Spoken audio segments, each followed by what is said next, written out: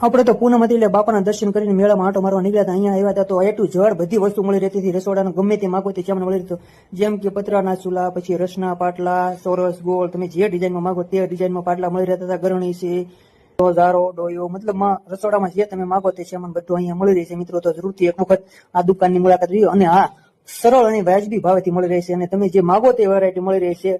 જેમ કે જુઓ, ગલ્લા છે, પંખીના માળા છે, કડાય, તગારા, દાંતડા, પછી ઉંદરડાના પિંજરા, પંખીના માળા, થેલી, પછી તમે જે તે માગો તે વસ્તુ મળી રહી છે અહીંયા. એ ટુ ઝેડ પ્લાસ્ટિકમાં પણ એ ટુ ઝેડ વસ્તુ મળી રહી છે. પાટલી, વેરણા, જો તમે અહીંયા તાળા પણ છે, કાચ છે અને ટ્રેક્ટરના પણ કાચ મળી રહી છે. તમે તો વેરણા, પાટલી, નાના હુપડા, મોટા હુપડા, પછી દીવટિયા છે, બધું જે તમે માગો તે એ ટુ ઝેડ વસ્તુ છે. ટ્રેક્ટરમાં આગળ જે મોટા કાચ આવે એ પણ તમને માપ લઈને બનાવી દેવામાં આવે છે. તમે ગમે તે વસ્તુને જથ્થાબંધ ઓર્ડર આપો તો એ પ્રમાણે પણ તમને બનાવી દેવામાં આવશે. જેમ કે પાટલા છે, પિંજરા છે, ગલ્લા છે, પછી ગમે વસ્તુ લાકડાની તમારે બનાવી તો ઓર્ડર મુજબ બનાવી દેવામાં આવતી હોય છે. અને આપણે એડ્રેસની વાત કરીએ તો જો અહીંયા લખેલું છે કાતરિયા ફર્નિચર વાસણ ભંડાર. તો મિત્રો અહીંયાથી જરૂરથી મુલાકાત રહેજો. અહીંયા તમને સરળ અને વાજબી ભાવે મળી રહેશે. કાતરિયા ફર્નિચર વાસણ ભંડાર. જો તમે અહીંયા મોટું બોર્ડ મારેલું છે અને આ છે આવેલું કઈ જગ્યા ઉપર તો કે શ્રી લહેરગીરી બાપુની વાડીની સામે એક્ઝેટ.